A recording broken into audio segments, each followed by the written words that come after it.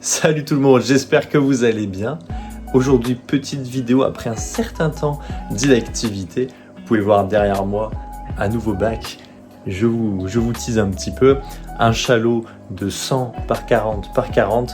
J'ai transféré donc mon Reef 60 de Blue Marine à l'intérieur. Et on va essayer de faire une petite série de vidéos en vous montrant l'évolution de ce bac parce qu'il va y avoir une sacrée évolution si tout se passe bien.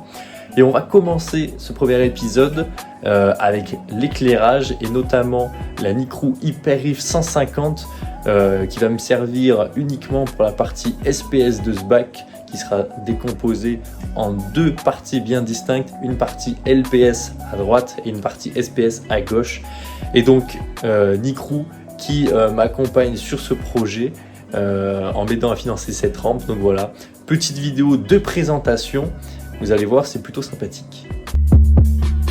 Yeah.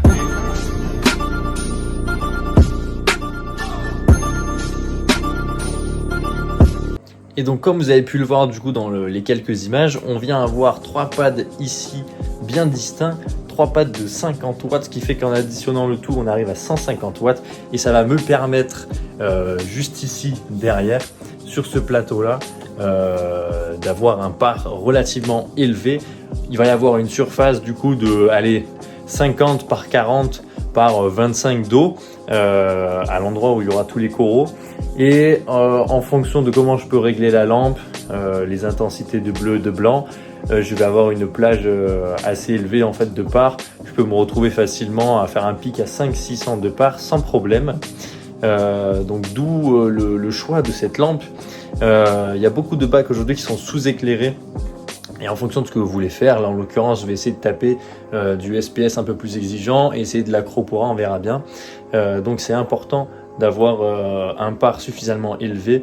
Donc renseignez-vous bien, essayez de chercher à droite à gauche des informations sur des relevés de par. Tout simplement si des personnes ont effectué des relevés de par, ça peut être super intéressant. Et vous verrez que avec un par suffisamment élevé, vos coraux auront de couleurs splendides et une pousse beaucoup plus accrue. Donc la lampe se présente comme ceci avec un ventilateur juste là et une partie refroidissement tout là, donc avec un radiateur qui parcourt tout le long de la rampe. Devant ici vous allez retrouver les trois boutons tactiles. Si jamais vous souhaitez utiliser la lampe sans le contrôleur, il y aura juste cette interface qui est à votre disposition. Le bouton M c'est le bouton mode, on va switcher entre le mode blanc-bleu, full blanc, full bleu. Et ensuite, quand on vient cliquer sur le W, donc le white, on vient régler de 5% en 5% l'intensité de blanc et idem pour le bleu, ce qui vous permet de faire vos réglages. Mais moi, je vous recommande vivement, si vous achetez cette lampe, de rajouter le contrôleur en option que je vais vous montrer juste maintenant. Donc le contrôleur, le voici. On va avoir 4 menus en haut et le premier qui est tout simplement le mode manuel. Donc vous allez pouvoir faire vos essais en mode manuel.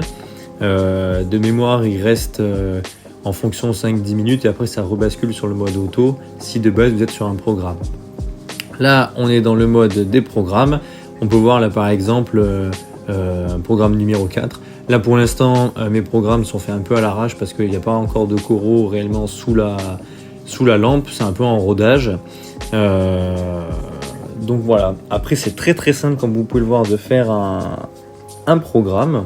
Il vous suffit juste de rentrer à l'intérieur, de sélectionner les points les uns après les autres en définissant vos pourcentages de bleu et de blanc.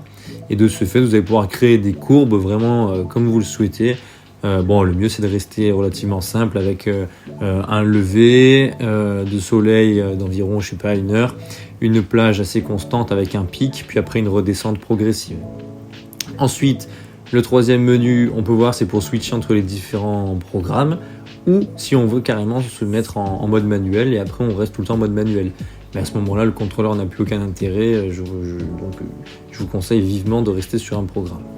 Enfin bref, voilà pour ce petit contrôleur finalement tout simple il fait le job et ça permet de créer un programme comme une lampe un peu plus sophistiquée.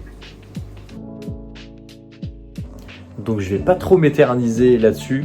Vous voyez que le bac est toujours en rodage. J'ai toutes les algues de démarrage. Il n'y a plus qu'à attendre que ça parte. Je suis en train de me taper une petite invasion de dino au passage.